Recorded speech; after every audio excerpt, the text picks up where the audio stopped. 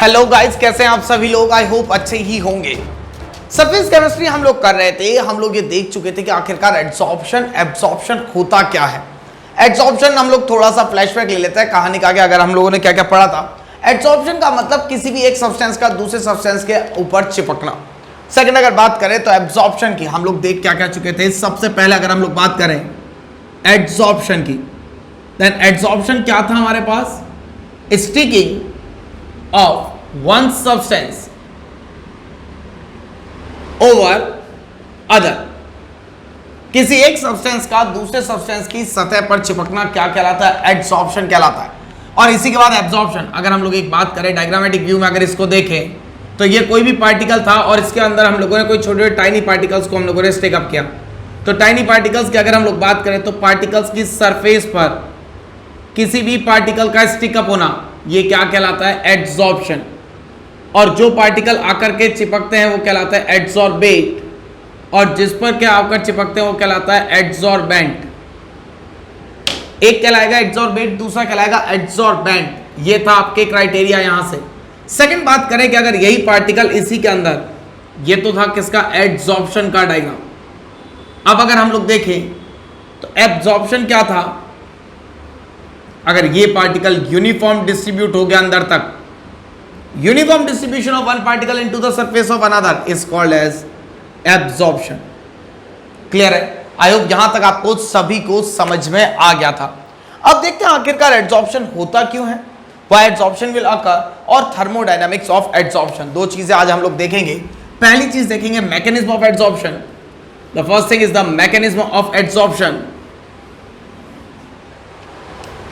First criteria is the mechanism of adsorption। आज के topics जो होंगे वो ये तीन चीजें होंगी। Second, thermodynamics of adsorption. Thermodynamics of adsorption. And third चीज देखेंगे हम लोग, difference between adsorption and absorption. Adsorption और एब्जॉर्प्शन के बीच में क्या क्या डिफरेंस आता है, इन तीन चीजों को हम लोग ऑब्जर्व करेंगे। सबसे पहला टॉपिक हेडिंग हम लोग लेते हैं मैकेनिज्म ऑफ एड्सॉर्प्शन। आखिरकार एड्सॉर्प्शन होता क्यों है, why adsorption will occurs. Mechanism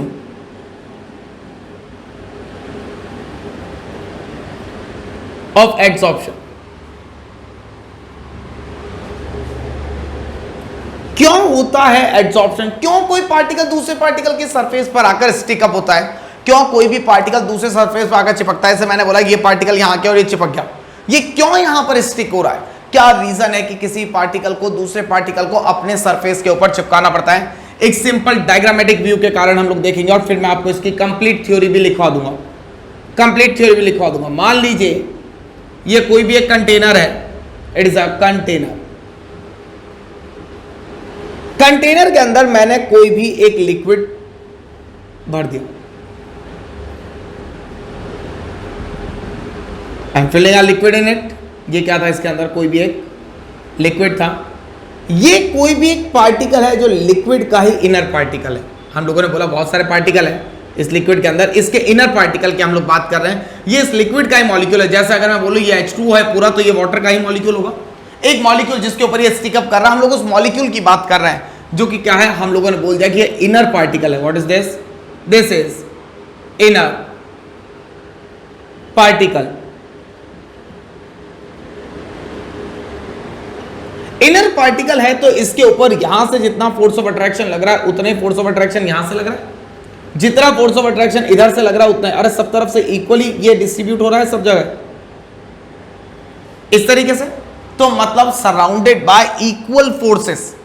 तो जब इक्वल फोर्सेस है तो कैसा है, यहां क्या लिख सकते हैं, इसके एक्सपीरियंस इक्वल फोर्सेस। अरे सभी तरफ से अगर ऊपर से कोई पार्टिकल इसको खींच रहा है तो नीचे से भी खींच रहा है, इस साइड से खींच रहा है तो इस साइड से भी बराबर खींच रहा है। अरे पार्टिकल तो है ना, जहां कहीं भी पार्टिकल्स होंगे वो इसको अट्रैक्ट या रिपेल करेंगे।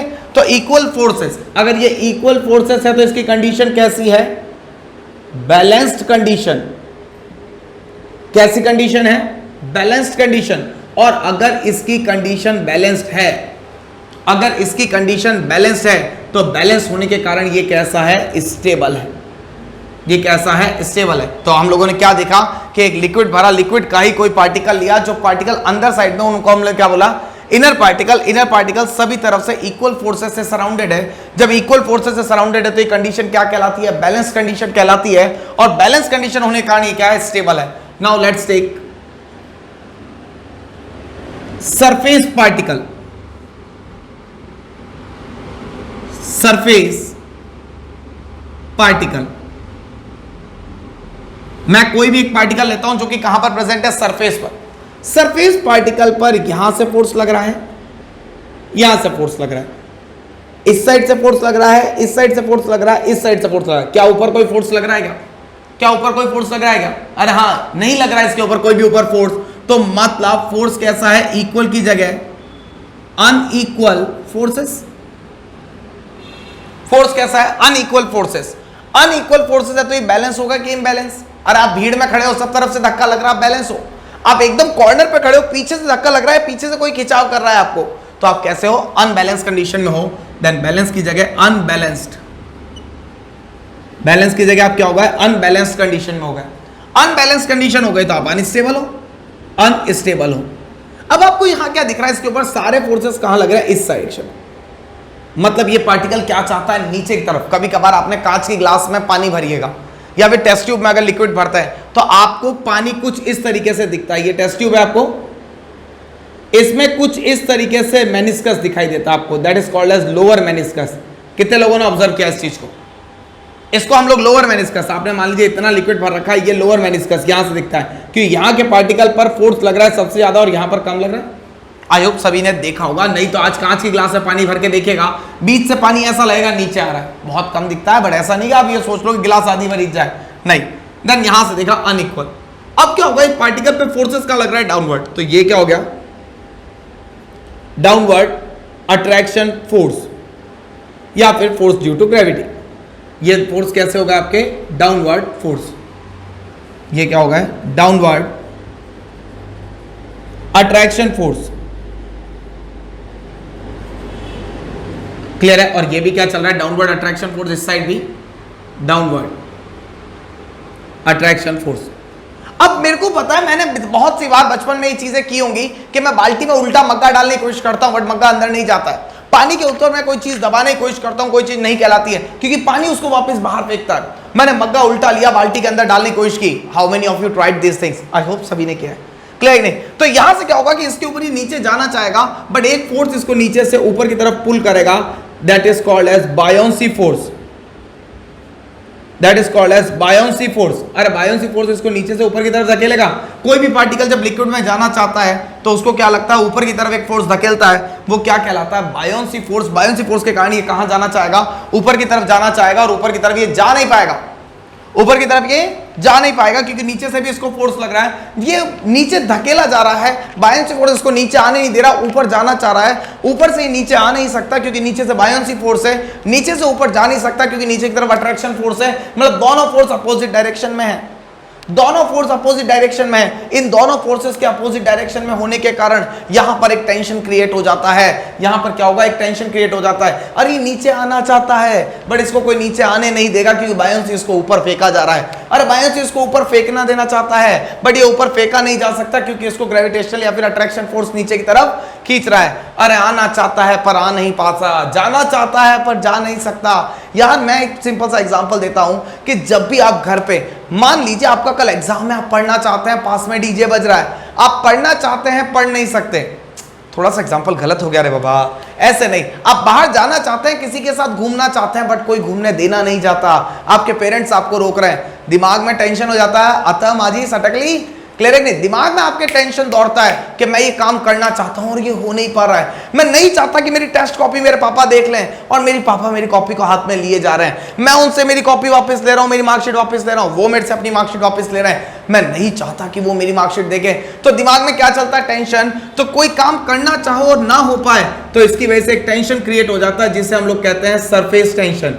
यहां पर क्या क्रिएट हो जाता है? Surface tension. इस टेंशन को दूर करने के लिए, जिंदगी की कोई भी टेंशन हो उसको अगर आपको दूर करना है तो हमें एक साथी चाहिए जिसको हम हमारे दुखड़े सुना पाए, that's called as the best friend. तो इसने क्या किया कि अपने ऊपर एक पार्टिकल को स्टिक कर लिया, ये पार्टिकल कहलाता है फॉरेन पार्टिकल। इसको मिटा दो अभी, चलिए यहां तक, ये पार्टिकल यहीं लिख देंगे, एड्सॉर्प्शन। ये पार्टिकल क्या कहलाता है? Foreign particle. फॉरेन पार्टिकल, ये पार्टिकल क्या करेगा, यहां वाले फोर्स को, अरे आपके वो दोस्त जो कि आपकी हर बात सुनते हैं, ना चाहते हुए भी सुनना पड़ता है बेचारों को, देन ये क्या कहलाएगा, इसको बैलेंस कर लेगा। देन ये इससे क्या कर देगा, ऊपर ही अब कोई पार्टिकल आ गया, इस पार्टिकल के ऊपर कोई पार्टिकल आ गया, देन ये क्या करेगा, काउंटर बैलेंस फोर्स, फोर्सेस को क्या करेगा, ये काउंटर बैलेंस कर देगा, और काउंटर बैलेंस करके क्या प्रोवाइड कर देगा, स्टेबल कर देगा। तो ये पार्टिकल स्टेबल क्यों हुआ, ये पार्टिकल स्टेबल क्यों हुआ, क्योंकि यहां पर क्या हुआ, ऊपर से कोई पार्टिकल आकर इसके ऊपर चिपक गया, उस पार्टिकल ने क्या कर दिया, इस फोर्स को काउंटर बैलेंस कर दिया, मतलब जो नीचे खींच रहा था उसको वापस ऊपर बैलेंस कर दिया।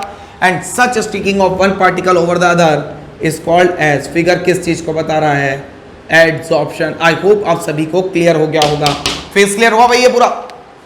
एक बार वापस देखते हैं, पूरा वापस देख लेते हैं ना पूरा। जो पार्टिकल सेंटर में उसको मैंने नाम दे दिया इनर पार्टिकल।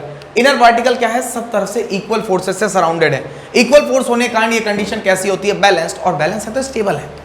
जबकि सरफेस पार्टिकल को देखो तो पार्टिकल को सिर्फ नीचे से फोर्स लग रहा है, ऊपर से खुला है, तो सिर्फ पार्टिकल का फोर्स कैसे हो गया, अनबैलेंस। अनबैलेंस है तो ये पार्टिकल का फोर्स कैसा हो गया, अनस्टेबल। अनस्टेबल होने के कारण ये नीचे जाना चाहेगा बट बायोंसी इसको नीचे नहीं जाना देगा। दोनों फोर्सेस के काउंटर बैलेंस और काउंटर डायरेक्शन होने के कारण, दोनों फोर्सेस के काउंटर डायरेक्शन होने के कारण एक टेंशन क्रिएट हो जाता है सरफेस पर, जिसे हम लोग कहते हैं सरफेस टेंशन। इस टेंशन को दूर करने के लिए ये क्या करता है, कोई भी एक फॉरेन पार्टिकल को अपने ऊपर स्टिक अप कर लेता है, एक फॉरेन पार्टिकल को अपने ऊपर स्टिक अप कर लेता है, और ये फॉरेन पार्टिकल को स्टिक करना ही, फॉरेन पार्टिकल को स्टिक करना ही क्या कहलाता है, एड्सॉर्प्शन कहलाता है। ये फॉरेन पार्टिकल क्या कहलाएगा, क्या करेगा, काउंटर बैलेंस करेगा फोर्स को, और क्या करेगा, provide stability. It will provide the stability. Is it clear to all of you? I hope सभी को समझ में आ गया होगा। डायग्राम को प्रिपेयर करिए, नहीं तो स्क्रीनशॉट लीजिए, कॉपी में लिखिए फटाफट।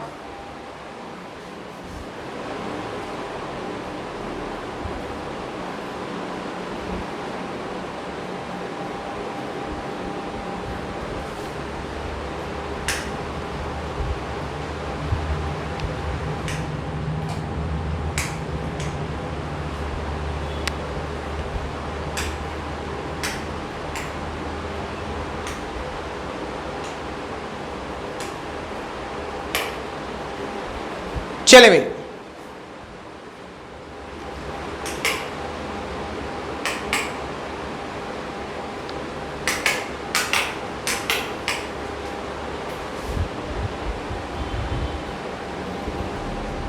आइए अब इनको वर्डिंग्स में लिख लें, वर्डिंग्स में लिख लें। आइए देखते हैं वर्डिंग्स में कहां, यहीं लिख देता हूं साइड में, ताकि आपको पता भी चलता रहे क्या क्या हमने लिखा। आप डायग्राम को देखते रहेंगे, मैं यहीं पे इसकी वर्डिंग्स लिख देता हूं।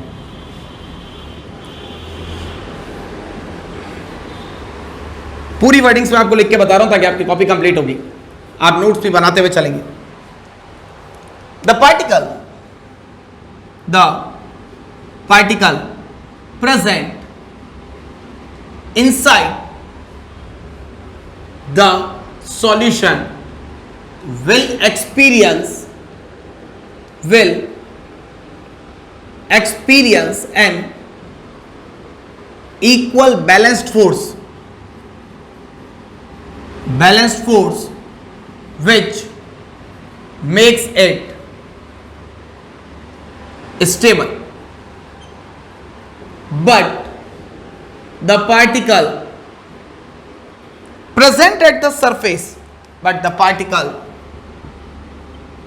present at the surface will experience only downward pull, due to which it tends to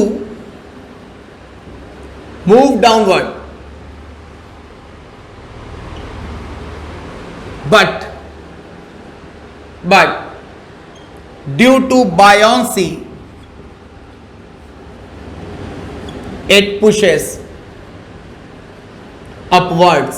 आई बात, नीचे जाना चाहता है पर जा नहीं पाता। कौन सा फोर्स ऊपर फेंक रहा है? Buoyancy. Due to these two counter forces a tension is created at surface called as surface tension. To remove this tension,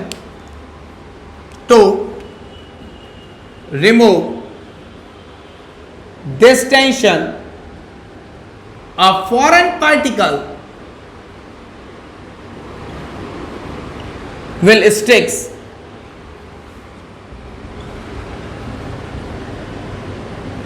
over the surface which counterbalance the force and provide stability. Such process of sticking of one substance over other represents adsorption. I hope सभी को clear हो गया होगा यहां तक। एक बार screenshot लीजिए इस पूरे कॉपी में लिखना भी है। क्लियर? कंप्लीट हो गया। चलिए नेक्स्ट।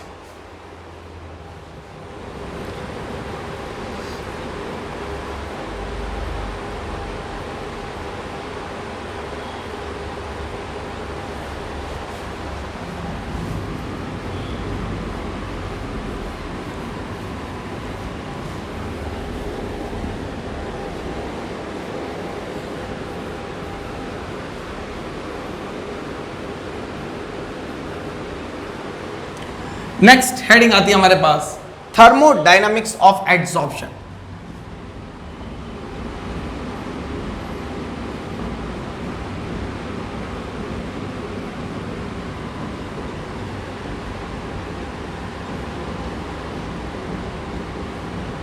Thermodynamics of adsorption. आखिरकार थर्मोडायनामिक्स क्या कहती है एडसॉर्प्शन की? थर्मोडायनामिक्स ऑफ एडसॉर्प्शन के लिए हमें एक चीज पता होनी चाहिए